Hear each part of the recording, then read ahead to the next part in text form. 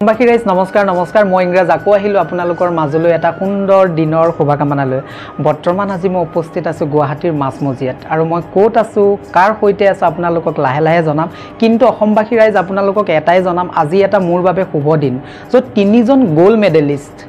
বাইদেউ ভন্টি আৰু ভাইটিৰ কাষত আজি মই ইংৰাজ নমস্কাৰ ভালে আছে আপোনালোক প্ৰথমে ইংৰাজ অসমীয়া ইউটিউব চেনেলটোলৈ আন্তৰিক শুভেচ্ছা আৰু অভিনন্দন জনালো মেম আপোনালৈ আন্তৰিক শুভেচ্ছা আৰু অভিনন্দন জনালো স্যাৰ আপোনালৈ আন্তৰিক শুভেচ্ছা আৰু অভিনন্দন জনালো বহুত বহুত ধন্যবাদ অসমবাসী ৰাইজ মই প্ৰথমে জনাইছো আপোনালোকক তিনিজন পিএইচডি হোল্ডাৰ গোল্ড মেডেলিষ্ট আগতে আপোনালোকক কৈছো আজি এই সুবৰ্ণৰ সুযোগকন মোক কৰাই দিছিলে গুৱাহাটী বিশ্ববিদ্যালয়ৰ প্ৰাণী বিভাগৰ মুৰব্বী অধ্যাপক ডক্টৰ যোগেন চন্দ্ৰ কলিতা ছাৰে আৰু ছাৰক মই আজি এই অনুষ্ঠানৰ পৰা অশেষ ধন্যবাদ জনাইছো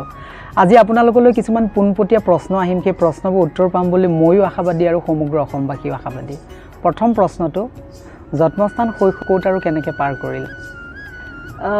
মোৰ জন্মস্থান ডিব্ৰুগড়ত তাৰমানে মোৰ ককা তাৰে মেডিকেল কলেজৰ ডাক্তৰ আছিলে গতিকে সেই সূত্ৰেদি মোৰ মা তাতে আছিলে মোৰ জন্মৰ সময়ত জন্মৰ পিছত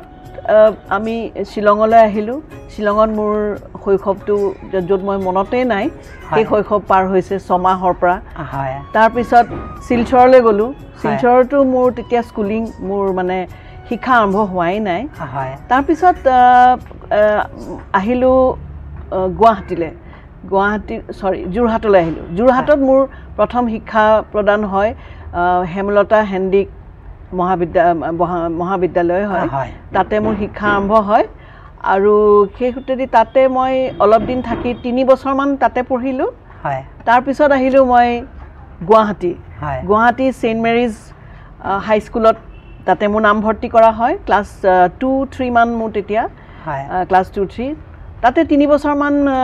পঢ়াৰ পিছত আকৌ দেউতাৰ যিহেতু এনেকুৱা চাকৰিয়াল আছে যে বদলি হৈ থাকে তে বদলি হ'ল আমাৰ তেজপুৰত মই ছেইণ্ট জোচেফ হাইস্কুলত পঢ়িলোঁ আৰু সেইটো মোৰ best part of my childhood বুলি মই ক'ব পাৰিম কাৰণ ক্লাছ 4-5 মানৰ পৰা মই প্ৰায় ক্লাছ 6 বা 7 মানলৈ পঢ়িলোঁ 6খন স্কুল মই বাগৰিছোঁ ছেইণ্ট মেৰিজতে মই 2বাৰ পঢ়িলোঁ তাৰপিছতে হেমলতা হেণ্ডিক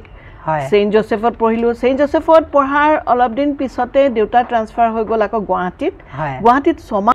মোৰ একেই যোৰহাটত যেতিয়া মাহঁতৰ পোষ্টিং আছিল দেউতাৰ পোষ্টিং আছিলে তেতিয়া মই তাৰমানে মোৰ ককা ডিব্ৰুগড়ত আছিলে তেওঁ তাৰ ডক্টৰ চ' তাতে মোৰ জন্ম হৈছে যেনেকৈ বাইদেউৰ যেনেকৈ আছে একে জেগাতে মোৰো জন্ম তাৰপিছত কিছু বছৰ যোৰহাটত কটালোঁ আমি যোৰহাটত মই বহুত সৰু আছিলোঁ মোৰ স্কুলিং আৰম্ভ হৈছে আপোনাৰ গুৱাহাটী ছেইণ্ট মেৰিজ স্কুল যেতিয়া তাত পোষ্টিং হ'ল কিন্তু যোৰহাটত আমাৰ এটা মানে চাইল্ডহুড মেমৰি এটা আছে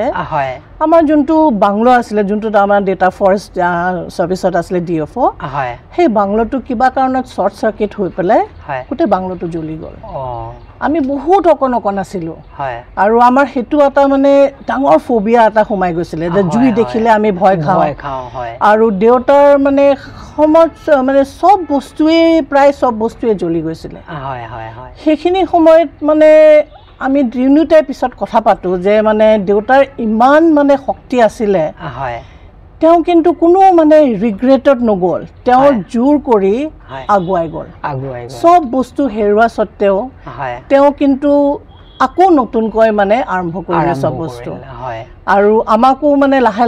লাহে জুই প্ৰতি হেৰিটো কমুৱাই দিলে আমি লাহে লাহে মানে আকৌ এডাপ্ট কৰিলোঁ লাইফত আৰু তেনেকৈ মই গুৱাহাটীলৈ আহিলোঁ যেনেকৈ বাইদেৱে ক'লে তাৰপিছত যোৰহাট আমাৰ মানে স্কুলিংটো আপুনি মানে তাতে কৰিলে যোৰহাটত কৰা নাই মই গুৱাহাটী ছেইণ্ট মেৰিজত তাৰপিছত তেজপুৰ গ'লোঁ আৰু দেহৰাদুন আৰু হলি চাইল্ড স্কুল একে তাৰ পৰাই ময়ো মেট্ৰিক পাছ কৰিলোঁ 1987ত আৰু 3টা লেটাৰ পাই ষ্টাৰ মাৰ্কছ পাইছিলোঁ 80.13% মোৰ কপালখন বিৰাট ভাল তেনেকৈ কিন্তু সদায় দেখোঁ যে দেউতাৰ এটা পিছফালৰ পৰা প্ৰেৰণা যিকোনো ছাবজেক্টতে যদি অসুবিধা হয় মানে ছায়েন্সে হওক আপোনাৰ কওক ছ'চিয়েল ছায়েন্স হওক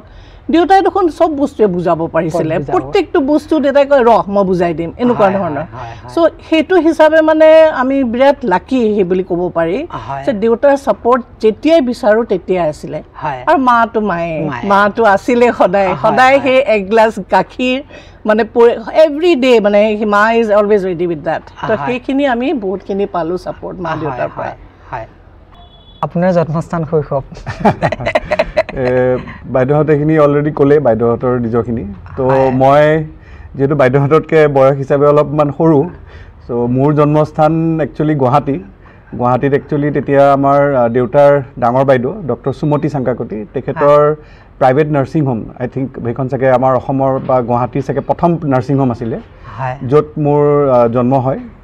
আৰু জন্মৰ 2 মাহমানৰ পিছত যিহেতু দেউতাৰ কৰ্মৰত আছিলে তেজপুৰত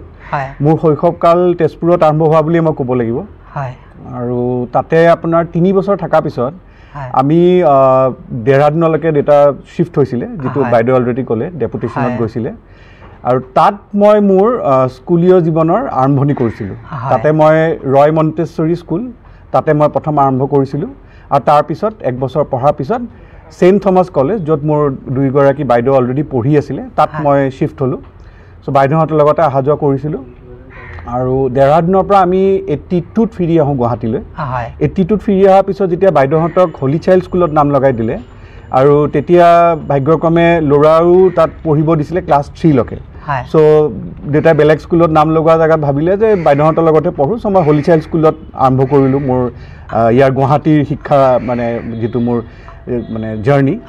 আৰু ক্লাছ 2লৈকে পঢ়াৰ পিছত 3ত মই ডনবস্কো স্কুল হাইস্কুল পাণবজাৰ তালৈ শ্বিফ্ট হ'লোঁ আৰু মেট্ৰিক মই ডনবস্কো হাইস্কুলৰ পৰা দিছোঁ চন 1993 চনত চ' এইখিনিয়ে মোৰ শৈশৱ আৰু পঢ়া শুনাৰ মানে আৰম্ভণি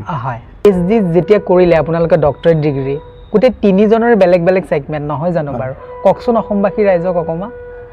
একচুৱেলি চাওক বস্তুটো আগতে এনেকুৱা আছিলে যে আগতে মেইনলি আপোনাৰ পঢ়া শুনা চেছ কৰাৰ পিছত এজন ল'ৰাৰ কাৰণে বিশেষকৈ মানে দুটা অপশ্যন থাকি যায় হয় ইঞ্জিনিয়াৰিং পঢ়িব নহ'লে মেডিকেল পঢ়িব চ' মোৰো এনেকুৱা এটা ভাৱ আছিলে যে মই ইঞ্জিনিয়াৰিঙে পঢ়োঁ চ' ছায়েন্স ল'লোঁ হায়াৰ ছেকেণ্ডেৰীত লৈ পেলাই মই আছাম ইঞ্জিনিয়াৰিং কলেজত এডমিশ্যন পালোঁ তো তাতে মই মেকানিকেল ইঞ্জিনিয়াৰিং কমপ্লিট কৰিলোঁ 2001 চনত চ' তাৰপিছত মই প্ৰায় 1 বছৰমান মই এটা ইনফোটেক কোম্পানী GNRC ইনফোটেকত মই মোৰ চাকৰি কাল আৰম্ভ কৰিছিলোঁ চাকৰি জীৱনৰ আৰম্ভণি কৰিছিলোঁ কৰাৰ পিছত মই এইটো ৰিয়েলাইজ কৰিলোঁ যে এটা MBA ডিগ্ৰী থাকিলে ভাল হ'ব চ' মই MBA ডিগ্ৰীটো কৰি ল'লোঁ 2002 চনৰ পৰা 4 চনত গুৱাহাটী বিশ্ববিদ্যালয়ত আৰু তেতিয়াই মোৰ এটা অলপ মানে ইণ্টাৰেষ্ট জাগিছিলে ফিনেন্সৰ প্ৰতি কাৰণ মই ফিনেন্সত ভালে আছিলোঁ চ' মোৰ এটা খুব প্ৰবল ইচ্ছা আছিলে যে মই ফিনেন্সৰ ওপৰত PhD এটা কৰোঁ চ' 2007 চনত মই ৰেজিষ্ট্ৰেশ্যন কৰিলোঁ 2007ৰ আপোনাৰ হেৰিত অক্টোবৰত ফিনেন্সৰ ওপৰত আৰু মই উত্তীৰ্ণ হ'লোঁ 2016 চনত য'ত মই মোৰ ডিগ্ৰীটো লাভ কৰিলোঁ ডক্টৰ অফ ফিলচফি আৰু মোৰ টপিকটো ফিনেন্সৰ ওপৰত আছিলে মোৰ বিশেষ হেৰি পঢ়া কালখিনি হেৰি কটন ইউনিভাৰ্চিটি তেতিয়াতো আমাৰ কটন কলেজ বুলি কয় চ' মই হায়াৰ ছেকেণ্ডেৰী কটন কলেজত হেৰি কৰিলোঁ তে দেউতাৰ হেৰি মতে ইকনমিক্স ষ্টেটিষ্টিক্স মেথছ ল'লোঁ আৰু মোৰ পলিটিকেল চায়েন্স আছিলে 4th ছাবজেক্ট কিন্তু মেথমেটিক্স অলপমান টান পালোঁ সেইকাৰণে মই বিচাৰিলোঁ যে পলিটিকেল চায়েন্স ছাবজেক্টটো বিৰাট ভাল লাগিলে চ' মই ডিগ্ৰী পলিটিকেল চায়েন্সত কৰিবলৈ বিচাৰিলোঁ চ' পলিটিকেল চায়েন্স লৈ পেলাই ভালেই কৰিলোঁ কাৰণ মই সেইবাৰ মানে ডিগ্ৰী ফাৰ্ষ্ট ক্লাছ ফাৰ্ষ্ট হৈ উত্তীৰ্ণ হ'লোঁ আৰু বেষ্ট ফাৰ্ষ্টটো নহয় মানে I think she was the only first class. Only first class. Guwahati University under Jibu College asile. Tar bidor Banijya political science or only first class asile. Hoy na? Tar pisot moi Guwahati University lo shift korilo. আৰু গুৱাহাটী ইউনিভাৰ্চিটিত মই মোৰ masters কৰিলোঁ তাতো মই first class first আৰু সেইটো only first class আৰু তাৰপৰা মই হেৰি ডিপাৰ্টমেণ্ট এৱাৰ্ডটো পালোঁ পলিটিকেল চায়েন্স ডিপাৰ্টমেণ্ট এৱাৰ্ডটো পালোঁ কৃষ্ণকান্ত সন্দিকৈ এৱাৰ্ডটো পালোঁ গোল্ড মেডেলটো পাই বিৰাটেই ভাল লাগিলে তাৰপিছত কিন্তু মোৰ ইতিমধ্যে বিয়া ঠিক হৈ গ'ল কিন্তু দেউতাই ক'লে যে তই বিয়া এবাৰ হেৰি হৈ গ'লে কিন্তু তই PhDটো নকৰিবি তো তোক মই বিয়াৰ আগতেই তো PhDটো ৰেডি কৰিলোঁ সো সেইকাৰণে মই মানে বিয়া ঠিক হোৱাৰ লগে লগে মোৰ ৰিজাল্ট ওলোৱাই নাই নোলাওঁতে দেউতাই মোক PhD হেৰি কৰি দিলে তো নিৰু হাজৰিকা বাইদেউ এই পলিটিকেল চায়েন্স ডিপাৰ্টমেণ্টৰ one of the well non হেৰি তেওঁৰ আণ্ডাৰত মই PhD হেৰি কৰিলোঁ এনৰোল কৰিলোঁ আৰু PhD কৰোঁতে মানে বহুত অসুবিধা হয় নহয় কাৰণ বিয়া বাৰু হৈ যোৱাৰ লগে লগে মই বাগানত বিয়া হ'লোঁ তাৰপিছত মোৰ ইতিমধ্যে মোৰ ল'ৰাও জন্ম হ'ল কিন্তু দেউতাৰ মানে মই যোনটো মানে ছাপোৰ্ট পালোঁ মানে দেউতাই মোৰ মানে এয়াৰ টিকেট কৰি গোটেইখিনি ফাইনেন্স কৰি লৈ আহি পেলাই মই ৰিচাৰ্চ কৰোঁ আৰু এভৰি নাও এণ্ড দেন মানে ছাপোৰ্টটো দিয়ে তো মই বাচ্চা চাচ্চা পেক কৰি আহি মই একেবাৰে পুৰা PhDটো মানে ইয়াতে কৰোঁ ৰিচাৰ্চখিনি কৰোঁ আৰু ইন আ ৱে 2002ত মই ফাইনেলি মই PhD ডিগ্ৰীটো পালোঁ আৰু মানে ক'বলৈ গ'লে that was the happiest moment doctor Banashree Changkakoti Bordoloi মানে ইট ৱাজ চ' মানে it was a big achievement আৰু তাৰ লগতে মই যেতিয়া PhD কৰি আছোঁ তেতিয়াও মানে যেতিয়া মই হেৰি টাইপিং কৰিব লাগে মোৰ ফাইনেল ৰিচাৰ্চ পেপাৰ সেইখন মানে টাইপ কৰি আছোঁ পেপাৰখন তেতিয়া মানে দেউতাই লগে লগে মানে এই এটা মানে তেতিয়াতো নাছিলে ডেস্কটপ এটা কিনি আনিছে আনি পালে মানে মোক মানে প্ৰুফ ৰিডিংখিনিও হেল্প কৰে টাইপিং কৰোঁ একেলগে মিলি পালে গোটেইখিনি কৰাটো মানে সেইটো মানে মই সঁচাকৈ আই এম ভেৰি ভেৰি লাকি যে এনেকুৱা এটা মানে মই পেৰেণ্টেজ পাইছোঁ এভৰি ষ্টেপ অফ লাইফ মোক সদায় ছাপোৰ্ট দিছে নো ডাউট মোৰ এজন ভেৰি মানে ছাপোৰ্টিভ হাজবেণ্ডো আছে যোনে হি ইকুৱেলি ছাপোৰ্টেড কিন্তু বিয়াৰ পিছত দেউতাৰ ছাপোৰ্টটো ৱাজ এক্সট্ৰিমলি মানে হেল্পফুল মই ক'লোৱে মই ক্লাছ 10 পাছ কৰিলোঁ যেতিয়া দেউতাই মোক আগতেই কৈছিলে কটনত কিন্তু চিট পাব লাগিব সেইটো মানে দেউতাৰ সপোন আছিলে আৰু সেই সপোন মই কিন্তু পূৰ্ণ কৰিলোঁ তাৰপিছত কটন কলেজ তেতিয়া ইউনিভাৰ্চিটি নহয় 2 বছৰ কটালোঁ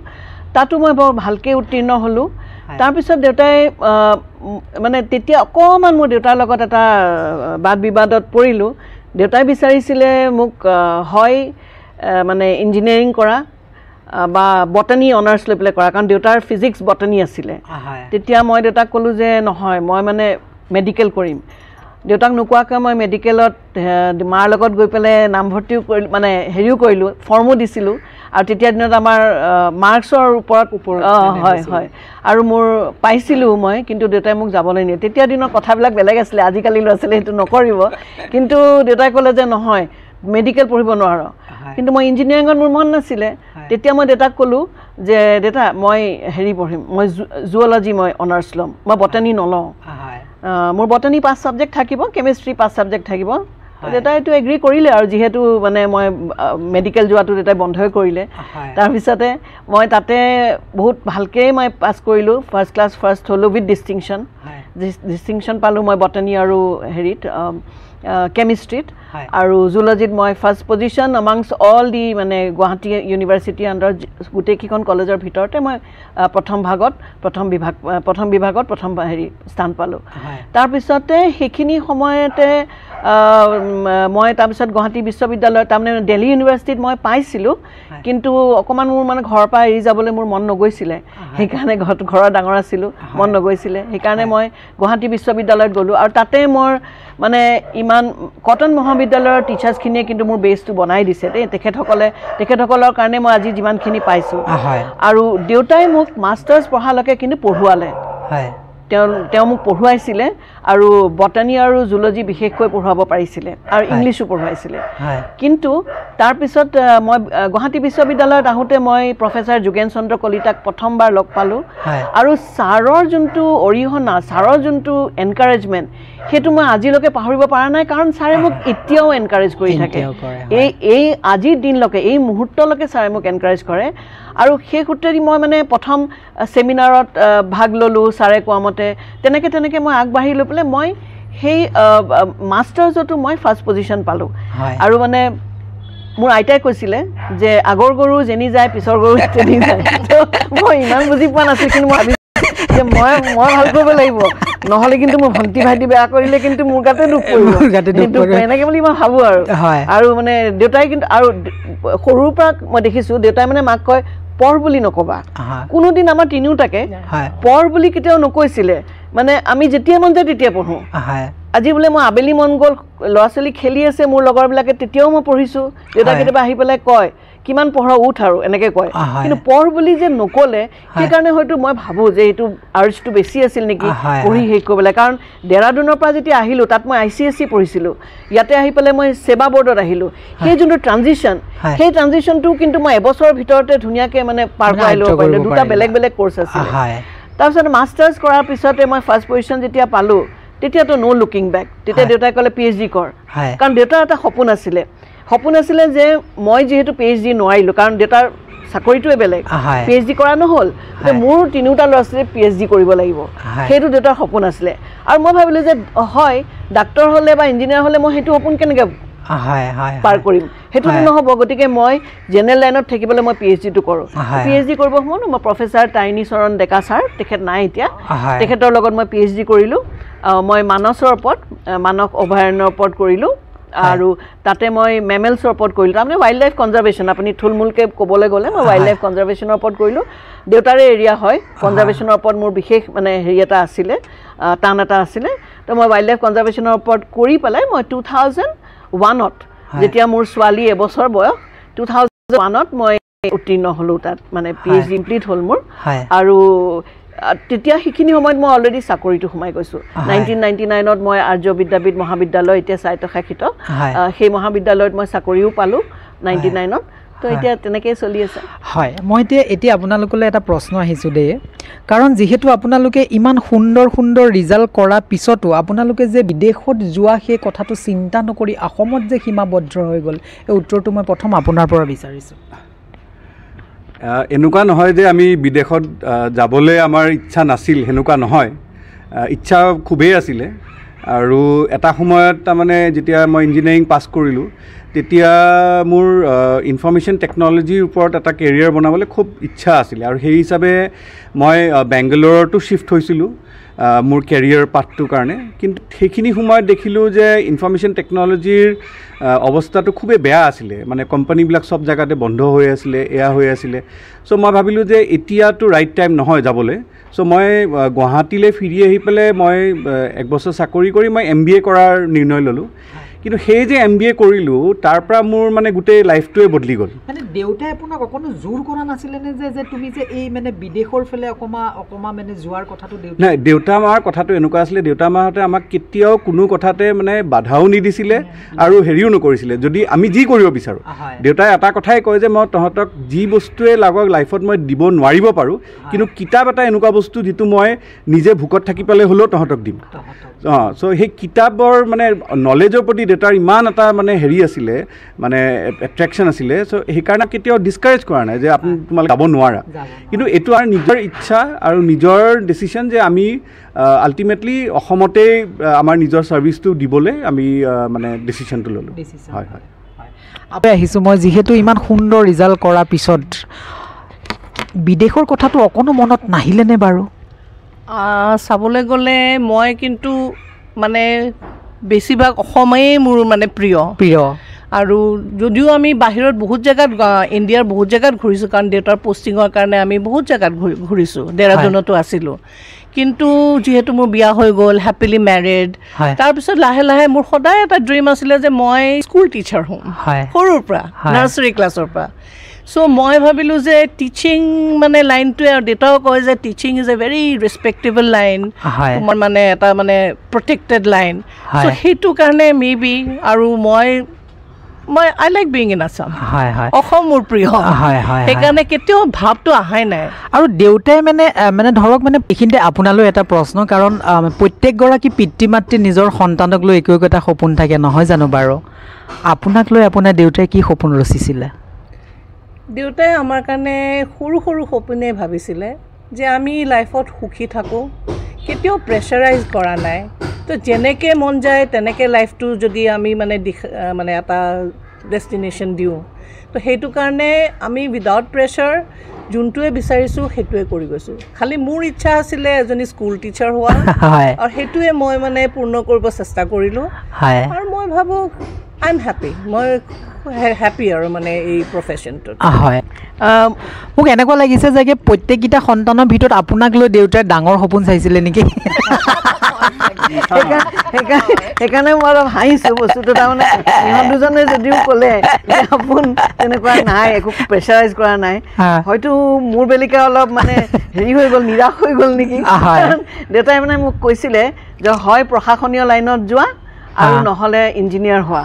আৰু সেই দুইটা লাইনে মোৰ পচন্দৰ নাছিলে। মই তাৰমানে ভাবিছিলোঁ তেতিয়া সঁচাকৈ ক'ব গ'লে যে মই একদম ধুনীয়াকৈ বিয়া বাৰু হৈ পেলাই থাকিম আৰু ধুনীয়াকৈ, মই প্ৰশাসনীয় লাইন যদি লৈ লওঁ মই পাৰিম জানো তেনেকৈ, নোৱাৰিম তেনেকৈ বুলি মই ভাবিছিলোঁ। আৰু ইঞ্জিনিয়াৰিং লাইনটোতো মোৰ মুঠেও পচন্দেই নাছিলে। সেইকাৰণে আৰু দেউতাৰ সেই সপোনকেইটা পূৰণ কৰিব মই পৰা নাছিলোঁ যদিও মই ভাবিলোঁ যে নাই, দেউতাৰ আৰু এটা সপোন আছিল যে PhD হ'ব লাগিব। PhD হোৱাৰ সপোনটো কিন্তু মই সফল কৰিলোঁ। কিন্তু তেনেকুৱা এটা এইটো নহয়, সেইকাৰণে ইঞ্জিনিয়াৰিং যিহেতু হ'ব নোৱাৰিলোঁ, মোৰ সেইকাৰণে দুজনী ছোৱালী মই ইঞ্জিনিয়াৰ বনালোঁ। দুজনী ছোৱালী মই ইঞ্জিনিয়াৰ বনালোঁ, আৰু হয়তো সৰুজনীক ডাক্তৰো বনাম, মোৰ যোনটো সপোন নাজানো আৰু ক'ব নোৱাৰোঁ। কিন্তু ইহঁত দুজনী কিন্তু ইঞ্জিনিয়াৰ হ'ল, এজনীতো চাকৰিয়ে কৰি আছে। সেইকাৰণে মই ভাবোঁ যে দেউতাই যাতে মোক সেইটো কথাত ক্ষমা কৰে, আৰু মানে মই সেইটো পূৰণ কৰিব নোৱাৰিলোঁ যিহেতু, কিন্তু মই দেউতাক নিৰাশো নকৰিলোঁ যে দেউতাৰ PhD কৰা সেই সপোনটো মই পূৰণ কৰিলোঁ। হয় হয়, মই আপোনাৰ কাষলৈ আহিছোঁ। যিহেতু মেমে ক'লে যিহেতু তেওঁ মানে প্ৰশাসনিক লাইনত কি কাৰণে নগ'লে, তেওঁ ক'লে তেওঁ মনৰ অনুভূতিটো, আপুনি কিয় নগ'লে প্ৰশাসনিক লাইনত? নহয়, মোৰ কিবা মানে সৰুৰ পৰা এটা মানে উদ্ভুত হেৰি এটা আছিলে, ইচ্ছা এটা আছিলে যে মই মানে ইঞ্জিনিয়াৰ হ'ম। তো এনেকুৱা নহয় যে মোক দেউতাই মানে নাই, জোৰ নাই কৰা, কিন্তু মানে মাজে মাজে হিণ্ট দিয়ে, তই হেৰি কৰিবি নেকি, IAS দিবি নেকি, IFS দিবি নেকি, এনেকৈ কয়। তো মই এবাৰ চেষ্টা কৰিছিলোঁ দেই, নকৰা নহয়, IFSৰ পৰীক্ষা দিবলৈ চেষ্টা কৰিছিলোঁ, কিন্তু এই IFSত পৰীক্ষা দি পেলাই আকৌ 24 কিলোমিটাৰ দৌৰিব লাগে, অলপ এলেহুৱাও আছিলোঁ। চ' তেতিয়া ভাবিলোঁ যে নাই, মই ইঞ্জিনিয়াৰিঙৰ সপোন যিটো মোৰ একদম সৰুৰ পৰা আছে, মই সেইটোকেই ফ'ল' কৰোঁ, সেইটোকে পাৰ্চিউ কৰোঁ। তো সেনেকৈ থাকোঁতে থাকোঁতে ইঞ্জিনিয়াৰো হ'লোঁ, তাৰপিছতে MBA কৰিলোঁ, কিন্তু প্ৰশাসনত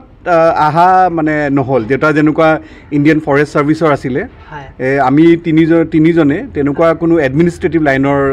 নহ'লোঁ তাৰমানে। কিন্তু সেইটোলৈ আমাৰ কোনো মানে হেৰিও নাই, পিছে কোনো মানে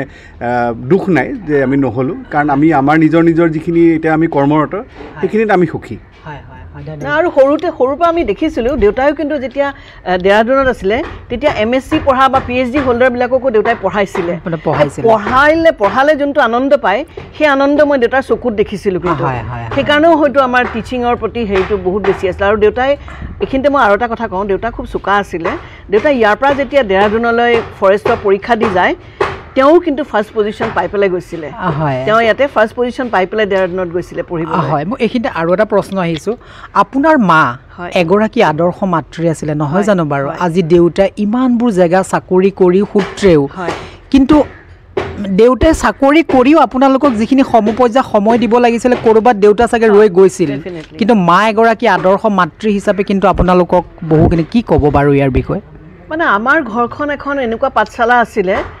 য'ত আপুনি ফিনিচিং স্কুল বুলি এটা কনচেপ্ট আছে, যে সেই ফিনিচিং স্কুল বুলি ক'ব পাৰে। অকল আমাক ইয়াতে পঢ়া শুনাৰ প্ৰতি বা হেৰিৰ প্ৰতি আকৰ্ষণ নাছিলে আমাৰ যিকোনো বিদ্যাৰ প্ৰতি, মানে কেনেকৈ ঘৰ চাফা কৰি ৰাখিব লাগে, কেনেকৈ ৰান্ধিব লাগে, মানে বিয়াৰ আগতে আমাক দুইজনী বাই ভনীকে মানে 14 দিন ধৰি পেলাই এজন বাহিৰৰ পৰা, মই কুকজনৰ নাম নকওঁ, এজন বিশিষ্ট কুক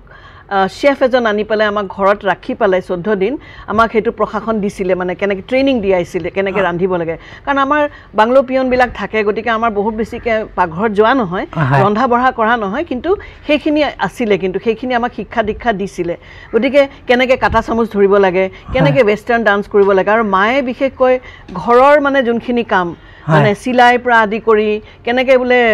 কি কাৰণে ৰাতি সদায় ব্ৰাছ কৰিব লাগে, ৰাতিপুৱা সদায় ব্ৰাছ কৰিব লাগে, এনেকুৱা সৰু সুৰা কথাও মানে মাৰ যোনখিনি একদম শিলৰ ৰেখা দি পেলাই আমি হেৰি কৰিছোঁ। কাৰণ মোৰ মাটো বহুত শিক্ষিত নাছিলে, শ্বি ৱাজ জাষ্ট মানে ডিগ্ৰী হোল্ডাৰ, তেওঁ অকল ডিগ্ৰী পাছ কৰা, কিন্তু মায়ে ঢুকুৱালৈকে আমি যোনটো মাক মানে যেনেকুৱা ধৰণৰ এটা দিলোঁ, মানে ৰেচপেক্ট দিলোঁ, সেইটো ক'ব নোৱাৰোঁ। আজিকালি ল'ৰা ছোৱালীৰ প্ৰতি মানে মই ভাবোঁ যে তেওঁলোকেও দিয়াটো উচিত। মই যদি এটা প্ৰশ্ন সুধোঁ, মাৰ কোনটো গুণে চবতকৈ বেছি আপোনাক আকৰ্ষিত কৰিলে? সেই দিনটো বা সেই সময়খিনি মনত পৰিলে আজি বহুত মনটো দোলা দিয়ে। মায়ে কেতিয়াও নাৰান্ধিছিলে, কিন্তু যেতিয়াই আমি স্কুলৰ পৰা আহোঁ কলেজৰ পৰা আহোঁ ডাইনিং টেবুলত কিন্তু খোৱা ৰেডি থাকিছিলে মায়ে সদায় চাইছিলে যে ল'ৰা ছোৱালীখিনিয়ে কিটাই তিনিওটাই যাতে টাইমত খোৱা পায় টাইমত পিন্ধা উৰা পায় টাইমত ইউনিফৰ্ম ৰেডি থাকে সেইখিনি মায়ে কৰিছিলে মানে কোনো গমেই নাপায় দেউতাই ইমান ডাঙৰ চাকৰি কৰিছিলে বুলি আমি জানো কিন্তু মায়ে যে এইখিনি যে তলে তলে কৰি থাকে সেই বস্তুটো সাৰফেসতে আহা নাছিলে কিন্তু আজি যোনখিনি আমি হেবুৰ শিকিলো সেইখিনি কিন্তু মাৰ পাই একদম মাৰ পাই হয় ঘৰৰ নহয় ডমেষ্টিক হেৰি নহয় মায়ে কিন্তু বাহিৰৰ বেংকৰ পৰা আৰম্ভ কৰি বজাৰ সব বস্তু কিন্তু মায়ে কৰিছিল দেউতাই নকৰিছিলে মই আপোনাৰ কাষলৈ আহিছো কাৰণ মানে মই যদি খুদু মানে দেউতাৰ মাৰ সৈতে কটোৱা সেই এটা মধুৰ স্মৃতি য'ত আজি আপোনাৰ মনত পৰিলে বহুত আবেগিক কৰি তোলে দেউতা আৰু মাৰ এটা খুব ভাল স্বভাৱ আছিলে দেউতা আৰু মায়ে প্ৰত্যেকটো গধূলা 45 মিনিটৰ কাৰণে ইভিনিং ৱাকত যায় আৰু এইটো বস্তু দেউতা মায়ে ইমান ৰিলিজিয়াছলি কৰিছিলে ইমান মানে হেৰিকে কৰিছিলে যিটো কাৰণে তেওঁলোকৰ হয়তো বহুত দিনলৈকে যদিও মোৰ দেউতা মা দুইজনে ডায়েবেটিছ আছিলে দুইজনেৰে ব্লাড প্ৰেছাৰ আছিলে কিন্তু এই অভ্যাসটোৰ কাৰণে দুইজনৰ বহুত দিনলৈকে কোনো ধৰণৰ মানে বেমাৰ হিচাপে তেনেকুৱা মানে এনেকুৱা হেৰি হোৱা নাছিলে আৰু সেইটোৰ কাৰণে সেই যে 45 মিনিট যে দেউতা মায়ে যে নিজৰ লগত যে স্পেণ্ড কৰে সেইটো কাৰণে তেওঁলোকৰ মাজৰ যিটো ৰিলেশ্যনশ্বিপ যিটো মধুময় সেই ৰিলেশ্যনশ্বিপটো সদায় মধুময় হৈ থাকিছিলে আৰু মাৰ মই এটা বস্তু মই লক্ষ্য কৰিছিলোঁ মাৰ এটা গুণ বুলি ক'ব লাগিব যে মায়ে যিকোনো আমি যদি কিবা এটা কথা আহি পেলাই যদি মাক যদি কওঁ যে মা আজি অমুক হ'ল আমাৰ এনেকুৱা সেই কথাটো কিন্তু মায়ে লুকাই নাৰাখিছিল দেউতাৰ পৰা সেইটো সদায় শ্বেয়াৰ কৰিছিলে আৰু এই বস্তুটো আজিৰ দিনত আমি বহুত মাক বাপেকে সেইটো নকৰোঁ মানে আমি ভাবোঁ যে মোৰ ল'ৰাই বা মোৰ ছোৱালীয়ে মুখে বেছিকৈ কয় যে মই সেইটোৱে মই মোৰ মানে হেৰি কৰি ৰাখোঁ কিন্তু সেইটো একচুৱেলি এটা ষ্ট্ৰং পইণ্ট নহয় দেউতাক মাকে দুইজনে ল'ৰা ছোৱালীয়ে কি কৰি আছে কি হেৰি হৈ আছে দুইজনে জানাটো খুব দৰকাৰী যিটো আমাৰ মায়ে খুব ভালকৈ কৰিছিলে আৰু যদিও মা ফুল টাইম হাউচৱাইফ আছিলে আজিকালিতো হাউচ মেকাৰ বুলি কয় হাউচৱাইফ বুলি নকয় হোম মেকাৰ বুলি কয় কিন্তু হাউচৱাইফ হোৱা স্বত্বেও মায়ে কিন্তু ফুল টাইম জব কৰিছিল বুলি মই ক'ব লাগিব আৰু কোনো কমপ্লেইন নকৰাকৈ কৰিছিলে মানে জ্বৰ হওক বেমাৰ হওক যিয়ে হওক ৰাতিপুৱা জলদি উঠিব লাগে মোক ৰাতিপুৱা 5:30 উঠি টিফিন বনাব লাগে কোনো এদিনাখন কমপ্লেইন নকৰাকৈ কৰিছিলে সেইটোৰ কাৰণে আজি আমি যি হৈছোঁ মানুহ হৈছোঁ এই মা দেউতাৰ কাৰণেই হৈছোঁ আৰু মায়ে মানে কি কৰিছিলে এইটো চাইছিলে যে ডিনাৰ টেবুলত বাকী সময়খিনিতো আমি একেলগে খাব নোৱাৰোঁ ডিনাৰ টেবুলত যাতে সদায় আমি গোটেইবিলাক একেলগে বহি খাওঁ আৰু নিজৰ কথাবিলাক শ্বেয়াৰ কৰোঁ মানে সেইটো এটা মানে পৰম্পৰা আছিলে কোনোৱে মানে সেইটো আৰু ডিনাৰ টাইমত যদি কোনোবাই ভাত খাব নাহিলেও সেইটো পানিছ কৰা যায় মানে সেইটো এৰি দিয়া নাযায় লাগিব একেলগে আমি খাওঁ মই আপোনাৰ কাষলৈ আহিছোঁ এটা প্ৰশ্ন যিহেতু ককা আৰু আইতাৰ সৈতেতো আপুনিও মানে চাগৈ মধুৰ সময় কটাইছিলে এনেকুৱা স্মৃতি মনত পৰিলে আপোনাৰ মনটো বহুত দুখ লাগে সেই দিনটো আকৌ ককা আৰু আইতাৰ ওচৰলৈ মই গুচি যাওঁগৈ নেকি এনেকুৱা দুটামান মধুৰ স্মৃতি কওকচোন আমাৰ দেউতাৰ ঘৰ উত্তৰ গুৱাহাটীত চ' প্ৰায়ে আইতা আহি থাকিছিলে মই ককাক বিশেষ পোৱা নাই দেউতাৰ ছাইডৰ আৰু যেতিয়া আইতা আহি থাকে আমি আইতাৰ চুলি আঁচুৰি দিওঁ তাৰপিছত আইতাই হেৰি অমিতাভ বচ্চনৰ কথাও সোধে মানে ইমান ধুনীয়া এটা ৰিলেশ্যন আমাৰ মানে একেলগে মানে এটা বাইণ্ডিং হেৰি আৰু মাকো দেখিছিলোঁ মানে সমানে ইমান ধুনীয়াকৈ আমি একগোট হৈ পেলাই কথা পাতোঁ এটা পুৰণা স্মৃতিবিলাক কথা পাতে আৰু মই আমাৰ সেই ডিব্ৰুগড় ককাৰো মনত আছে ন হেৰি পুৰণা গানবিলাক যে ভাল পায় আৰু আইতাই যে ৰান্ধি ৰান্ধি খুৱাই যে আমাক যে বেলেগ বেলেগ ধৰণৰ হেৰি ত' সেইবিলাক বহুত মানে স্মৃতি আমাৰ এতিয়াও আছে মানে এটা সময়ত আপোনাৰ 85ৰ কথা চাগে দেউতাই এটা ইণ্টাৰনেশ্যনেল লেবাৰ অৰ্গেনাইজেশ্যনৰ এটা মিটিং এখনৰ কাৰণে ছিংগাপুৰ যাব লগা হৈছিলে আৰু সেই ভ্ৰমণটো দেউতাৰ নাৱেৰে হৈছিলে জাহাজেৰে তেতিয়াতো বাৰু ষ্টাৰ ক্ৰুজ নাছিলে চিদাম্বৰম বুলি এখন মানে আপোনাৰ লাইনাৰ আছিলে সেইখনত দেউতাই তাৰমানে মিটিঙত যাব লগা হওঁতে দেউতাই ভাবিলে যে মাকো লৈ যাওঁ এইটো সুযোগতে চ' মাক যেতিয়া লৈ গৈছিলে তেতিয়া আমাৰ 3জনকে আমাৰ ডিব্ৰুগড়ৰ ককা এটা ঘৰত থৈ গৈছিলে আৰু সেই একমাহ যি আমি ককা এটাৰ লগত থাকিলোঁ সেইটো আমাৰ ককা এটাৰ লগত যিখিনি স্মৃতি সেইখিনি আমি পাহৰিব নোৱাৰোঁ ককাই আমাক মানে আমি লৈ যোৱা কেছেটবিলাক লৈ পেলাই মনে মনে আমাৰ লগত গান শুনে আইতাই কেতিয়াবা ভাত খাবৰ কাৰণে চিঞৰি থাকে ককাই আমাক আৰু বেছি হেৰি কৰে যে হ'ব দে গানটো বজাচোন এনেকৈ কৰি মানে টফিবিলাক থৈ দিয়ে আমি গৈ পেলাই সেইবিলাক খুচৰি মেলি ওলাওঁ সেই স্মৃতিখিনি ককা আইতাৰ লগত বৰ আপোনালৈ এটা প্ৰশ্ন আহিছে আপুনি যিটো শ্বেয়াৰ কৰিলে যে মানে আপোনাৰ মানে ককা আইতাৰ সৈতে কটোৱা সেই মধুৰ স্মৃতিবোৰ আজিও মনটো বৰ আৱেগিক কৰি তোলে নহয় জানো আজি নৱপ্ৰজন্ম এইবোৰ হেৰুৱাইছে বুলি আপুনি ভাবেনে আপোনাৰ দৃষ্টিভংগীত সেই সমাজখন আমি হেৰুৱাইছোঁ নেকি বাৰু কিছুতো হেৰুৱাইছোঁ কিছু অংশত হেৰাইছোঁ কাৰণ সেইখিনি সময়ত আমাৰ যিহেতু কোনো ধৰণৰ ছ'চিয়েল মিডিয়া নাছিলে আমাৰ মেইন পাছ টাইমটো আছিলে ধৰক আমি টিভিকে চালোঁ বা আমি ককা এটাৰ লগত বহি পেলাই কথাই পাতিলোঁ সাধু শুনিলোঁ তো এতিয়াৰ দিনত এনেকুৱা ধৰণৰ হৈছে যে আমাৰ ল'ৰা ছোৱালীয়ে ককা আইতাৰ লগততো থাকে কিন্তু ককা আইতাকৰ লগত থাকোঁতেও লগত মোবাইলটো থাকে আৰু ককা আইতাকে যদি কিবা ক'বও বিচাৰিছে নিজৰ যদি অভিজ্ঞতা জনাবও বিচাৰিছে তেওঁলোকে কিমান সেইখিনি মানে আহৰণ কৰিব পাৰিছে সেইটো অলপমান মানে ডাউটফুল আৰু গধূলি গধূলি ফুৰিব যোৱা সেইটো নাই সেইবিলাকো কমি গ'ল আপোনাৰ কাষলৈ আহিছোঁ যিহেতু 3জন গ'ল্ড মেডেলিষ্ট নহয় জানো বাৰু এটা পৰিয়ালৰ বাইদেউ ভণ্টি ভাইটি এই গ'ল্ড মেডেলিষ্টৰ আঁৰৰ ৰহস্যটো কওকচোন আপোনালোকৰ ইমান সুন্দৰ সুন্দৰ ৰিজাল্ট কৰি একাগ্ৰতাৰে আজি ইমান সুন্দৰ কৰিছে আপোনালোকে তেনেকুৱা একো চিক্ৰেট নাই আমি জাষ্ট নৰ্মেল লাইফে লিড কৰিছিলোঁ খালি যোনটো কৰোঁ সেইটো মানে মন পুতি দি কৰোঁ আৰু সেইখিনি সময়ত যিহেতু চাগে মোবাইল নাছিলে কাৰণেও চাগে আমি বাচি গ'লোঁ নেকি যে মানে সেইটো এডিকশ্যন নহ'লে নেকি কিন্তু মানে পঢ়া শুনাৰ প্ৰতি মানে আমাৰ এটা আগ্ৰহে আছিল ন আৰু আজি মানে মোৰ ইমান ভাল লাগিছে যে ইংৰাজৰ লগত আমি তিনিওটা আজি একগোট হ'ব পাৰিছোঁ আমি আমাৰ মানে অভিজ্ঞতা ক'ব পাৰিছোঁ তুমি নহ'লে চাগে কোনো গমেই নাপালেহেঁতেন যে কি আমাৰ মানে লাইফটো কেনেকৈ চিম্পল লাইফ আমাৰতো কোনো এটা মানে আমাৰ কোনো চেলিব্ৰিটি ফিগাৰ নাই আমি সৰু সৰু কাম কৰোঁ তাতে আমি খুচ তাতে আমি মানে হেৰি মানে ছেটিছফাইড হয় নহয় ৰাজা চ' সেইখিনি বস্তু মানে ইংৰাজৰ কাৰণে আজি পালোঁ নেকি আমি বহুত ধন্যবাদ দেই তোমাৰ কাৰণে আপোনাৰ কাষলৈ এটা প্ৰশ্ন আহিছোঁ যিহেতু আজি 3জন মানে ভণ্টি আৰু ভাইটি আপোনাৰ কাষত হয়তো চাগে সেই শৈশৱৰ স্মৃতিবোৰ আকৌ আজি মনটো দোলা দিব কেনেকুৱা অনুভূতি আজিৰ কেনেকুৱা অনুভূতি মানে প্ৰথম কথা হ'ল মোৰ ভণ্টিতকৈ বেছি বন্ধু হয় সদায় সৰুৰ পৰাই কাৰণ আমাৰ বেছি এজ ডিফাৰেঞ্চ নাই 3.5 বছৰ কিন্তু মোৰ ভাইটি মানে মোৰ কাৰণে মোৰ ভাইটিতকৈ মানে আৰু বেছি যদি কিবা হেৰি আছে কাৰণ এই যোনটো ক'লে যে এমাহ আমি যেতিয়া ডিব্ৰুগড়ত থাকিছিলোঁ যেতিয়া দেউতাহঁত যেতিয়া ছিংগাপুৰলৈ যায় সেইখিনি সময়ত ভাইটিক মই গা ধুওৱা টাৱেল দি ৰেপ কৰি অনা ক্ৰীম ঘঁহা হেণ্ড কৰা কাৰণ মই তাতকৈ প্ৰায় 10 বছৰ ডাঙৰ গতিকে মানে তাৰ লগত এটা মোৰ সম্পৰ্ক আমি কেতিয়াও মানে কাজিয়ালৈ কেতিয়াও যোৱা নাই সেই প্ৰশ্নটো কাজিয়ালৈয়ে যোৱা নাই কেতিয়াও যোৱা নাই সেই তেনেকুৱা ধৰণৰ আৰু আজি কিন্তু আৰু এটা কথা তাৰ মাজতে কওঁ যিহেতু মোৰ ভণ্টিয়ে ক'লে যে ইংৰাজৰ কাৰণে আজি হেৰি হ'ল মোৰ এটা কথা ভাল লাগিছে যে ইংৰাজক মই এটা সময়ত ইউ আৰ অন দি আদাৰ চাইড কাৰণ মই প্ৰশ্ন কৰিছিলোঁ তোমাক এইটো কি সেইটো কি হয় নে নহয় what is disease what is অমুক আজি ইংৰাজী মোক প্ৰশ্ন কৰিছে তাতকৈ আৰু সুখ মোৰ নাই সঁচা কথা আপোনাৰ কাষলৈ আহিলোঁ যিহেতু এই শৈশৱ বা আজি ইমান সময়লৈকে মানে বাইদেউ ভণ্টি মানে আপুনি যিখিনি সময় মানে কটালে কেতিয়াবা বাইদেউৰ দুজনী বাইদেউৰ কোনটো গুণ চবতকৈ বেয়া লাগিছিলে আপোনাৰ একদম খং কৰি থাকে ভাইটি এইটো নকৰিবি দেই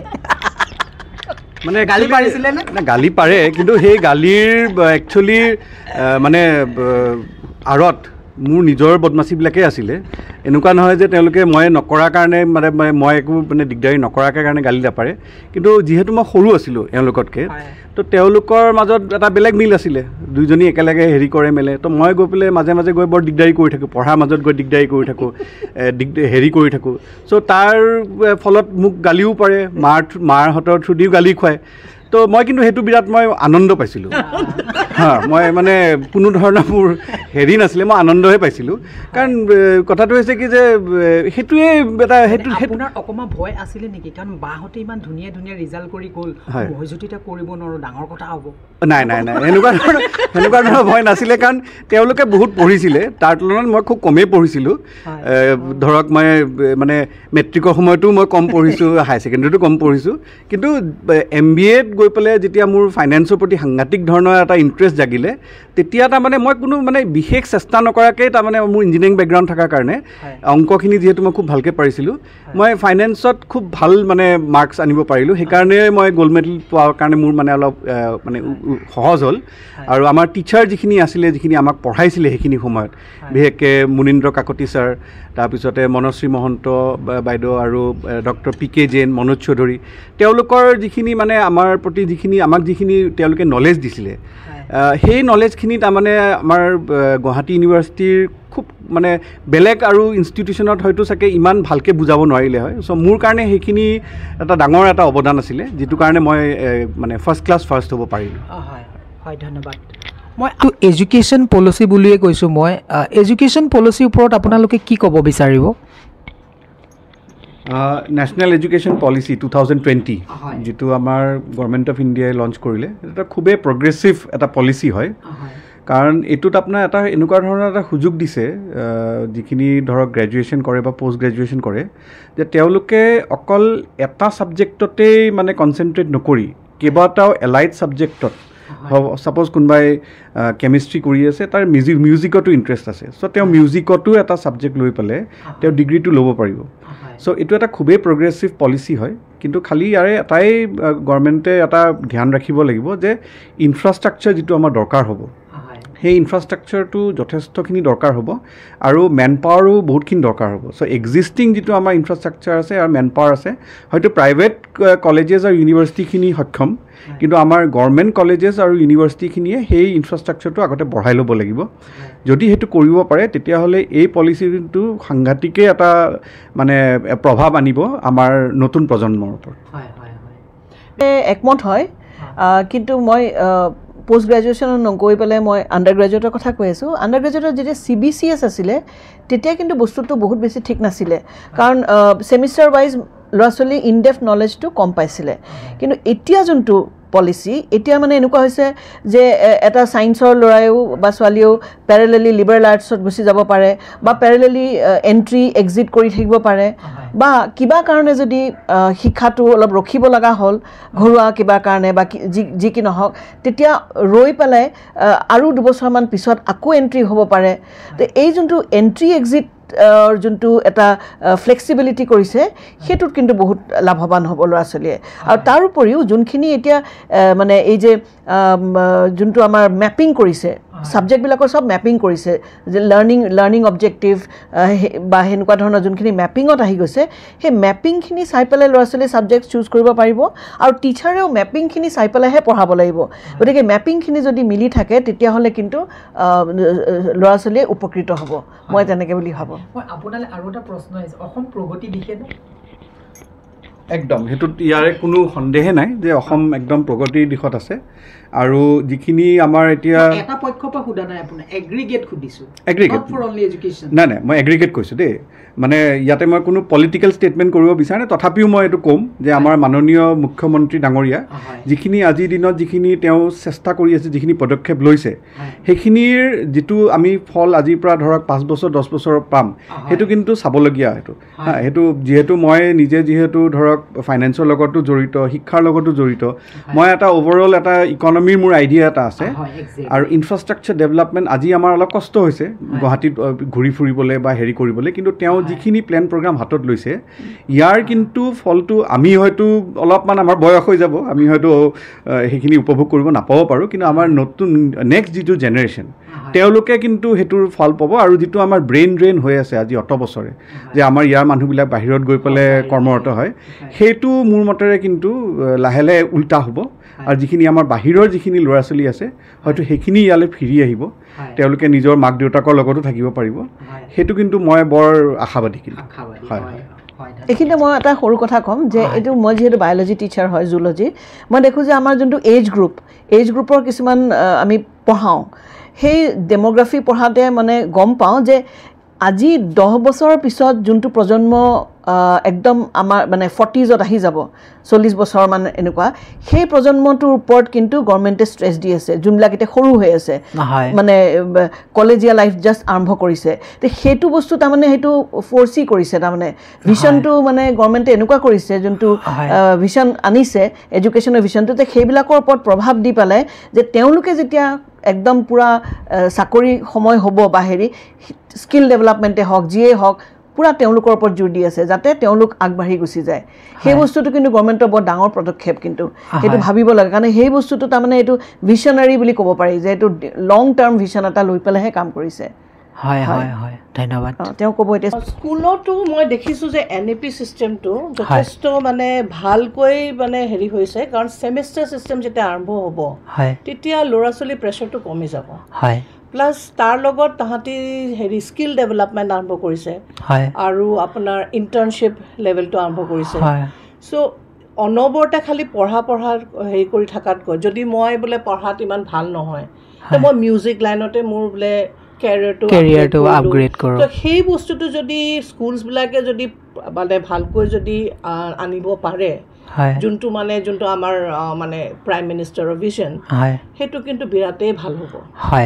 আৰু এণ্ট্ৰি লেভেল যোনটো সেই আমাৰ স্কুলতো 6 years কৰি দিছে 6 বছৰ চ' এতিয়া যোনটো হেৰি হৈছে যে বহুত ক্ষেত্ৰত 5 বছৰতে মাক বাপেকবিলাকে দি দিয়ে তো এইবাৰ বন্ধ কৰি দিছে এইবাৰ মানে সিহঁতি কৈছে নহয় 6 বছৰ নোহোৱালৈকে হেৰি এই মানে আহিব নোৱাৰে চ' সেই বস্তুবিলাক যেতিয়া অলপ ষ্ট্ৰিক্ট হৈ গৈছে সেইটো মানে বহুত ভাল হৈছে আৰু মই হেৰি ফালৰ পৰাও কওঁ 11-12তো মানে বহুতে মেথছত ভাল নহ'ব পাৰে তো মেথছত ভাল নহ'লেই বুলিয়ে যে সিহঁতি ছায়েন্সৰ দিশত যাব নোৱাৰে সেইটো নহয় সিহঁতি ফিজিক্স লয় চাইকলজি লয় তেনেকৈ হেৰি কৰি মেথছ নোহোৱাকৈও পঢ়িব পাৰে ফিজিক্স বায়'লজি চাইকলজি লৈ পেলাইও সিহঁতি মানে চাইকেট্ৰিষ্ট হ'ব পাৰে বা সিহঁতি এৰ'নটিকেল হেৰিও তেনেকৈ মানে সেই লেভেলিংটো বস্তুটো মানে বহুত সুবিধা হৈ গৈছে চ' সেইকাৰণে মানে ল'ৰা ছোৱালীয়ে এতিয়া বহুত ভিজন ডেভেলপ কৰিব পাৰিব বহুত কেৰিয়াৰ প্ৰস্পেক্টছ আহিব যোনটো হয়তো আমাৰ সময়ত নাছিলে এতিয়া মোৰ নিজৰ ল'ৰাৰে কওঁ সি বহুত মেথছত ভাল নাছিলে চ' সি মেথছ নোহোৱা কাৰণে সি ছায়েন্স ল'ব নোৱাৰিলে কিন্তু সি অনলাইন এটা জুলজি এটা বেছ ভাল এটা কোৰ্চ কৰি EVS লৈ পেলাই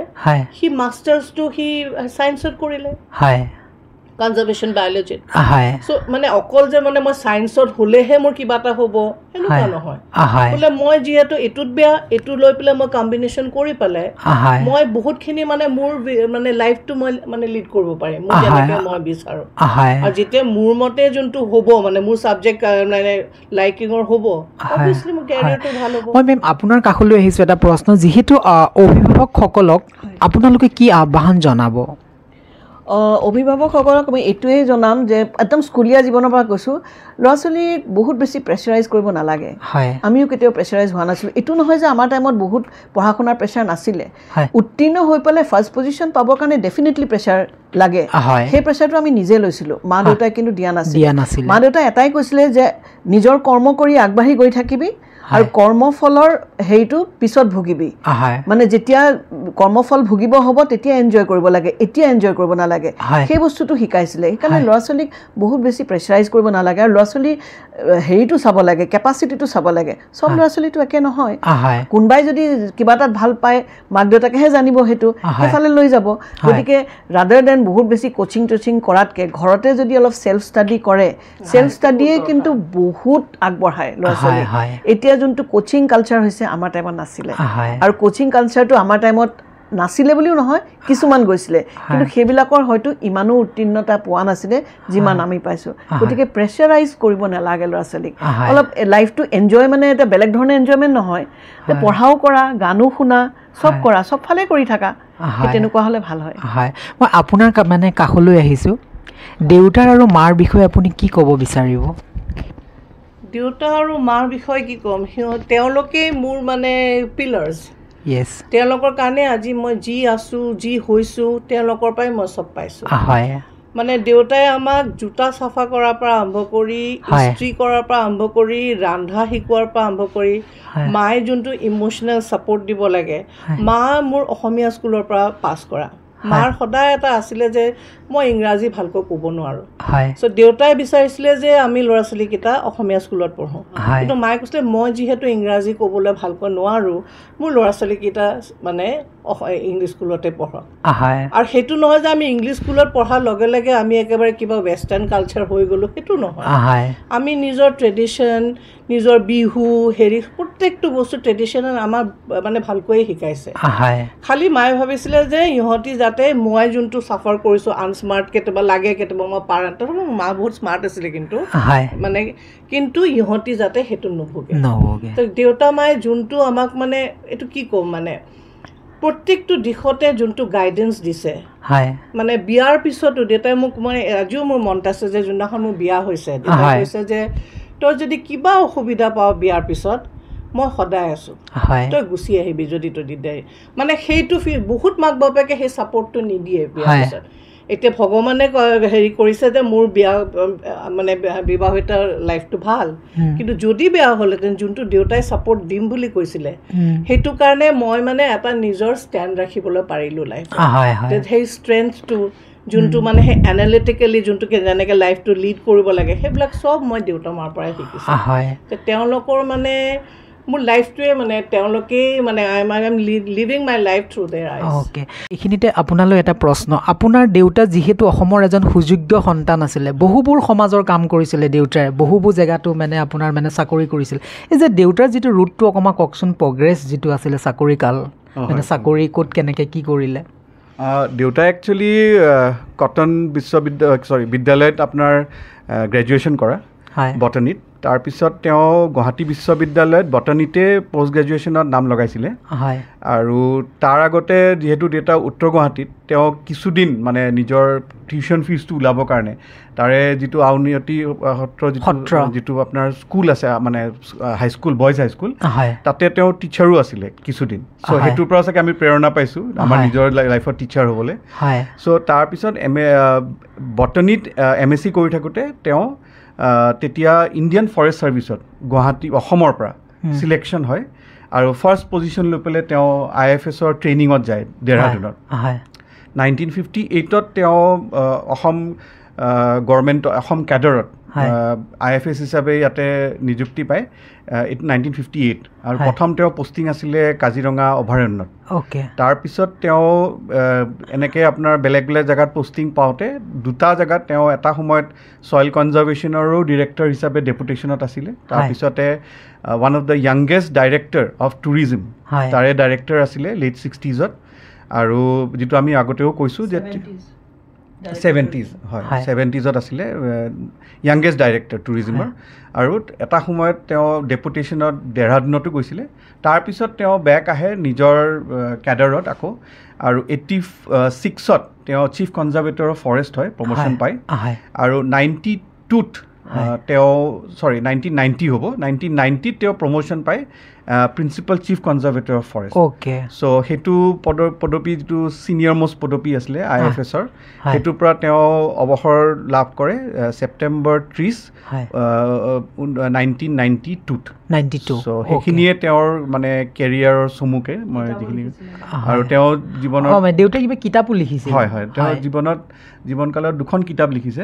এখন আপোনাৰ জিয়াজ বিগ কেট বুলি আমাৰ মাজবাটত এজন খুব নামী এজন বাঘ চিকাৰী আছিলে চিকাৰী মানে তেওঁ বাঘটোক ট্ৰেপ কৰে তেওঁ নামাৰে চ' তেওঁৰ লগতো তেওঁ বহুত মানে এনেকুৱা চিকাৰ অভিযানত গৈছিলে এটা অভিযানতো ময়ো গৈছোঁ চ' তাত যাওঁতে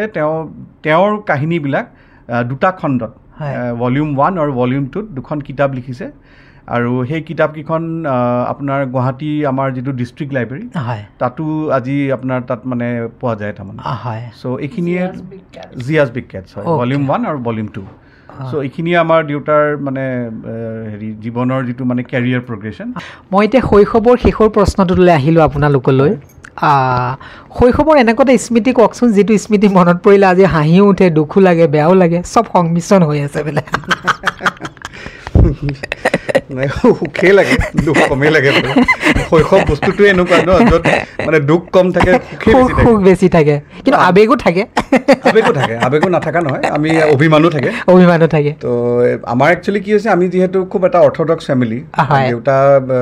ইণ্ডিয়ান ফৰেষ্ট ছাৰ্ভিচত যাওঁতে এটা খুব ষ্ট্ৰিক্ট ৰেজিমেণ্টত ট্ৰেইনিং লৈ পেলাই চাকৰিত আহিব লাগে আৰু সেইটো ব্ৰিটিছ কালচাৰ তো সেইটো কালচাৰ তেনেকৈ অহাৰ কাৰণে আমাৰ এতিয়া বহুত ডিচিপ্লিন আছিলোঁ আমি মানে খাওঁতে আৱাজ কৰিব নোৱাৰোঁ মানে আপোনাৰ ফৰ্ক আৰু স্পুন দি খাব লাগিব চ' এইবিলাক আছিলে আনকি এনেকুৱা আছিলে যে আমি টিভি যদি চাওঁ চ' তাত যদি আপোনাৰ অলপ ফাইট চিন বিলাক দেউতাই নিজেও ভাল পাইছিলে আমাকো চাব দিছিলে কিন্তু অলপ যদি ৰোমেণ্টিক হৈ যায় বা অলপ যদি মানে সেইফালে ঢাপলি মেলে এইটোৱে মই ক'ব বিচাৰিছিলোঁ মানে চিত্ৰহাৰ যিটো খুব ফেমাছ প্ৰগ্ৰাম আছিলে শুকুৰবাৰ আহিছিলে চ' সেইখিনি সময়ত যদি আপোনাৰ পেট্ৰিয়টিক চং দি আছে আমি গোটেইকেইজনে বহি চাই আছোঁ কিন্তু যেই আপোনাৰ এটা ৰোমেণ্টিক চং দি দিলে তেতিয়া মানে আমাক মানে এনেকৈ ইংগিত দি দিলে আমি তিনিটাই উঠি গুচি আহোঁ চ' সেইটো উৎসুকতাটো সদায় আছিলে মানে চ' এবাৰ কি হ'ল আমাৰ আইতা হস্পিটেলত থাকোঁতে দেউতা মায়ে সদায় গধূলি আইতাক ভাত দিবলৈ যায় ভৰি ভাঙিছিলে 87ৰ কথা চ' তেতিয়া খুব VCRৰ প্ৰচলন আছিলে আমাৰো VCR এটা আছিলে চ' দেউতা 1 ঘণ্টামানৰ কাৰণে যায় চ' এদিনাখন আমি প্লেন কৰিলোঁ যে যিটো মুহূৰ্তত দেউতাহঁত ওলাই গৈছে আমাৰ যিটো ঘৰত ল'ৰা আছিলে তাক কৈছোঁ যে যা লাভ চিনেমাখন লৈ আন তেতিয়া খুব পপুলাৰ আছিলে আপোনাৰ ছলমান খান আৰু ৰেৱতী সেইখন আমি শুনি আছোঁ যে বিৰাট ফেমাছ হৈছে চাব নিদিয়ে লৈ আন আনিছে দেউতাই কৈছে নাই দেউতাহঁতে গম নাপায় মানে দেউতা মা হস্পিটেল গৈছে আমি আছোঁ 3টা ঘৰত তো আমি কৈছোঁ যা এখন চিনেমা আন এটা আনিছেহি আনাৰ লগে লগে আমি VCR দুখন লগাই 1 ঘণ্টাৰ ভিতৰত গান চান একো চোৱা নাই ফাষ্ট ফৰৱাৰ্ড কৰি চিনেমাখনৰ থুলমূলটোৱে বুজি পালে চিনেমাৰ শেষ আমি তাক কেছেট ফিৰাই আনিছোঁ পইচা দি দিছোঁ তেতিয়া 20 টকা আছিল চাগে কেছেটৰ ভাড়া দি মেলি পেলাই দেউতাহঁত যেতিয়া আহিছে আমি পঢ়া শুনাত মানে একদম মানে হেৰি আৰু তো দেউতাহঁতে আজিলৈকে সেইটো গম নাপালে আমি এনেকুৱা ধৰণৰ এটা কাম কৰিলোঁ কিন্তু এইবিলাকে সৰু সৰু মানে মুহূৰ্ত যিটো মানে আমাৰ সদায় স্মৰণীয় আৰু অসমবাসী ৰাইজ আপোনালোক সকলোকে আন্তৰিক শুভেচ্ছা আৰু অভিনন্দন জনাইছোঁ 3জন সুযোগ্য সন্তান অসমৰ আৰু যিহেতু ছাৰ বাইদেউহঁতৰ আজিৰ মা আৰু দেউতাৰ য'তেই আছে তেখেতলোকৰ বিদেশী আত্মাৰ সদগতিৰ কাৰণে মই চিৰযোগেৰে মই প্ৰাৰ্থনা জনাইছোঁ আৰু আপোনালোকে অসমবাসী ৰাইজক কিবা জনাব অসমবাসী ৰাইজক জনাবলৈ আমাৰ বিশেষ একো নাই খালি কথাটো হৈছে কি যে আমি খুব গৌৰৱ বোধ কৰোঁ যে আমি অসমৰ মাটিত আজি নিজকে কৰ্মৰত পাইছোঁ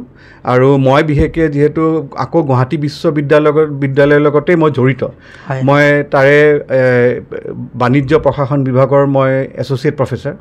আৰু এই আপোনাৰ খুব ৰিচেণ্টলি আমাৰ NAAC এক্ৰেডিটেশ্যনত আমাৰ A+ আহিছে যিটো কাৰণে আমি মানে আজি বিৰাটেই গৌৰৱান্বিত বোধ কৰিছোঁ কাৰণ যিকোনো নৰ্থ ইষ্টৰ ইউনিভাৰ্চিটিত A+ নাই যিটো A+ পালে যিটো আমাৰ নৰ্থ ইষ্টৰ কোনো এখন আজিৰ দিনত বিশ্ববিদ্যালয় হওক বা হেৰিতে নাই তাৰমানে প্ৰাইভেটে হওক বা গভৰ্ণমেণ্টে হওক কোনো এখনতে নাই আৰু সেইটো কাৰণে মই ধন্যবাদো দিছোঁ আমাৰ vice chancellor sir professor Pratapjyoti Sandikai sir যোনে আমাক সেই লিডাৰশ্বিপটো মাজেৰে নি আৰু আমাৰ সকলো টিচাৰ আমাৰ যোন মানে কৰ্মচাৰী আছে সকলোৰে আমাৰ অৱদানত বা আমাৰ যিটো চেষ্টাৰ মাজত আমি A+ পাবলৈ আজি সক্ষম হৈছোঁ সেইটো কাৰণে মই আজি খুব গৌৰৱান্বিত বোধ কৰিছোঁ কাৰণ এইখন ইউনিভাৰ্চিটিয়ে মোক আজি এটা সংস্থান দিলে আৰু সেইখন ইউনিভাৰ্চিটিৰ কাৰণে মই আজি এইখিনি মোৰ যোগদান দি পেলাই মই A+ পোৱাত মোৰো অলপ যোগদান আছে চ' সেইখিনি মই খুব প্ৰাউড ফিল কৰোঁ সেইটোলৈ এইখিনিতে মই এটা সৰু প্ৰশ্ন সুধিছোঁ আপোনালোকে প্ৰত্যেক বছৰে আপোনালোকৰ দেউতাৰ নামত গুৱাহাটী ইউনিভাৰ্চিটিত কিবা এটা পুৰস্কাৰ দিয়ে নহয় জানো বাৰু হয় এইটো বিষয়ে মোৰ বাইদেৱে ক'লে মই বেছি ভাল পাম কাৰণ সেইটো পুৰস্কাৰ তাইয়ে হেৰি কৰিছিলে দেউতাৰ বিয়োগৰ পিছত সদায় মই মানে ভাবিছিলোঁ যে দেউতাৰ নামত যিহেতু তেওঁ এজন সুখ্যাত কনজাৰ্ভেশ্যনিষ্ট আছিলে তেওঁৰ নামত কি কৰিব পাৰি তেনে ভাবি থাকোঁতে মই আমাৰ honourable vice chancellor sir professor Pratapjyoti সন্দিক ছাৰৰ ওচৰ চাপিছিলোঁ আৰু ছাৰে মোক গাইডেঞ্চ দি পেলাই ক'লে যে এখন MOU কৰা যাওক আৰু সেইটোত মোক প্ৰফেচাৰ যোগেন চন্দ্ৰ কলিতা আৰু আমাৰ প্ৰফেচাৰ প্ৰশান্ত কুমাৰ শইকীয়া তেওঁলোকে মোক বহুত হেল্প কৰিলে তেওঁলোকে হেল্প কৰি পেলাই এখন MOU কৰিলোঁ আমি আৰু আমি প্ৰতি বছৰে প্ৰথম বিভাগৰ প্ৰথম স্থান পোৱা ৱাইল্ড লাইফ বায়'লজি যোনটো ছাবজেক্ট আছে গুৱাহাটী ইউনিভাৰ্চিটিৰ জুলজি ডিপাৰ্টমেণ্ট ডিপাৰ্টমেণ্টৰ আণ্ডাৰ তাৰ এইজন ষ্টুডেণ্টক আমি 20,000কে নগদ টকা আৰু লগতে আমি এটা গিফ্ট হেম্পাৰ দিওঁ সেইটো প্ৰতি বছৰে চলি আছে প্ৰথম বছৰটো মোৰ মায়ে দিছিলে মায়ে মানে আগভাগ ল'ব পাৰিছিলে কিন্তু মা দেউতাক মানে এতিয়া ঢুকুৱা কিমান বছৰ হ'ল মোৰ দেউতা 2012ত ঢুকাইছে আৰু মা আজি ঢুকুৱা 3 বছৰ হ'ব আৰু হয় হয় হয় হয় আৰু অসমবাসী ৰাইজক কিবা জনাব আপোনালোকে অসমবাসী ৰাইজক কি জনাম যে তেওঁলোকেতো চবেই জানেই যে অসমখনটো ডেভেলপ হৈয়ে আহিছে খালি আমি মন পুতি দি নিজৰ কৰ্ম কৰি যাওঁ নিজে যোগদান দিওঁ তাতে যাতে আমি মানে কিবা এটা আৰু মানে কণ্ট্ৰিবিউট কৰিব পাৰোঁ মই সৰু সুৰা কৰি পেলাই ল'ৰা ছোৱালীবিলাক মই খুব ভাল পাওঁ যে প্ৰত্যেক বছৰে ক্লাছ 12ৰ পৰা কিছুমান ল'ৰা ছোৱালীক মোল্ড কৰি পেলাই এটা সক্ষম চিটিজেন বনাব পাৰিছোঁ মোৰ ছাবজেক্টে পলিটিকেল ছায়েন্স তো সিহঁতক মানে এটা দিশা দিব পাৰিছোঁ আৰু সেইটোৱে মোৰ ছেটিছফেকশ্যন যে সিহঁতি গৈ পেলাই লাইফত কিবা এটা বনিছে আৰু সেইটো মানে আৰু ঘূৰি আহে বহুতবাৰ সিহঁতি ঘূৰি আহে আৰু সেই ৰেচপেক্টটো যোনটো পাওঁ সেইটোৱে লাগে অসম আৰু যোনখন আমাৰ ষ্টেট সেইখন ইজ এ ষ্টেট অফ মানে ষ্ট্ৰং ৰুটছ এণ্ড কালচাৰ সোণৰ অসম আমাৰ আৰু সেইখন গঢ়িবলৈ আমি সদায় মানে যোগদান দি দি যদি চলি যাওঁ কোনেনো আমাক হেৰি তল পেলাব পাৰিব আমি আগবাঢ়ি যোৱাই ভাল আৰু আজি আপোনালোকক মই ইয়াতে বিদায় জনাব লাগিব আচলতে বিদায় বুলি ক'লে ভুল হ'ব আকৌ দেখা পাম হয় আৰু এইখিনিতে মই ক'ব বিচাৰিছোঁ ইংৰাজ তুমি মোৰ ষ্টুডেণ্টে অকল নহয় এই ইংৰাজ অসমীয়া চেনেলটো যাতে আৰু আগবাঢ়ে আৰু যোনখিনি মই সদায় চাই থাকোঁ তোমাৰ ষ্টেটাছতে হওক বা তোমাৰ চেনেলত গৈ পেলাই মই সদায় চাওঁ বহুত মানে ডিপ ৰুটেড কাম কৰি আছা মানে যোনটো বস্তুত মানে মানুহক ছাৰ্ফেচ আউট কৰিব লগা হৈছে এতিয়া ওপৰা ওপৰি কাম চেলিব্ৰিটিক ইণ্টাৰভিউ লোৱা বা হেৰি সেইটোতো চলিয়ে থাকে কিন্তু এই যে ভিতৰৰ পৰা মানুহবিলাক উলিয়াই আনিছা যে কামাখ্যাত গৈ পেলাই এজন হেৰি পিলগ্ৰিমক যদি কুৱেশ্যন এটা সোধা তেওঁৰ ভিতৰৰ অন্তৰখন গম পাইছা গতিকে সেইটো এটা বহুত ডাঙৰ মানে এটা ছ'চিয়েল ৱৰ্ক কৰি আছে আৰু মই ভাবোঁ যে এইটোত আৰু আগবাঢ়ি যোৱা আৰু আজিৰ আজিতো এতিয়া এইখিনি তুমি যদি আমাক নললাহেঁতেন I am at the fag end of my career also' সেইখিনি সময়তে তুমি যেতিয়া আহিছা মোৰ ওচৰত যে আমি তিনিওজনে আমি ক'ব পাৰিছোঁ হয়তো বহুতে গমেই নাপায় যে এখন ঘৰত 3জন গ'ল্ড মেডেলিষ্ট বা 3জন PhD হোল্ডাৰ একেলগে আছে গতিকে মই তোমাক বহুত বহুত শুভেচ্ছা বহুত আশীৰ্বাদ দিছোঁ ধন্যবাদ সঁচাকৈ ইংৰাজ তুমি অহাৰ কাৰণেই বহুতখিনি আমি মুকলি মনেৰে ক'ব পাৰিলোঁ আৰু তুমিতো গোটেই দুনিয়া দেখিছা ইমান দুনিয়া চাই মেলি আহিও তুমিওতো অসমৰ কাৰণেই কৰিছা চ' আমি সদায় কৃতজ্ঞতা তোমাৰ ওপৰত আৰু মোৰ ব্লেছিংছ আৰু গুড উইচেছ সদায় থাকিব মই শ্ৰী ইংৰাজক এইটোৱে ক'ব বিচাৰোঁ যে তেখেতে এটা এক্সাম্পল ছেট কৰিছে নিজে ডুবাইত থকাৰ পিছত তেওঁ আহি পেলাই আকৌ অসমত তেওঁ ছাৰ্ভিচ দি আছে যিটো আজি আমাৰ যিটো জেনেৰেশ্যন ইনস্পায়াৰ্ড হ'ব লাগে আৰু তেওঁলোকে তেখেতৰ ফুটষ্টেপত চলিব লাগে আৰু আপোনাক অশেষ ধন্যবাদ দেই কাৰণ এইখিনি বস্তু মানুহক জনোৱাতকৈ মই প্ৰকাশ যে কৰিব পাৰিছোঁ যে মোৰ যিখিনি ভিতৰত যিখিনি মোৰ আৱেগ আছিলে আজি মোৰ বাইদেউহঁতৰ লগত আকৌ যে এনেকৈ বহি পালে যে মই এই অপৰচুনিটিটো পাইছোঁ এইখিনি মোৰ এক্সপ্ৰেছ কৰিবলৈ এইটো একমাত্ৰ কিন্তু আপোনাৰ কাৰণে হৈছে দেই এইটো মই আপোনাৰ কাৰণে খুবেই মানে ধন্যবাদ জ্ঞাপন কৰিছোঁ আৰু মোৰ শুভেচ্ছা থাকিল যে আপোনাৰ যিটো চেনেল আপুনি যিটো আপোনাৰ প্ৰচেষ্টা আৰম্ভ কৰিছে সেইটো যেন এদিন গৈ পেলাই অসমৰ 1 নম্বৰ চেনেল হওক সেইটো মোৰ শুভেচ্ছা সদায় থাকিব আপোনাৰ ধন্যবাদ আৰু অসমবাসী ৰাইজ আজি আমাৰ অনুষ্ঠানটো ইয়াতে সমাপ্ত কৰিলোঁ অনাগত দিনত মই ইংৰাজে আকৌ আহিম এনেকুৱা সৰু সৰু অনুষ্ঠানবোৰ লৈ কিন্তু ইংৰাজৰ যিটো চেনেল আছে লাইক কমেণ্ট ছাবস্ক্ৰাইব কৰিব কেতিয়াও নাপাহৰিব তেতিয়াহে জীৱনৰ এই বিশাল সাগৰখনত মই সাঁতুৰিব পাৰিম ধন্যবাদ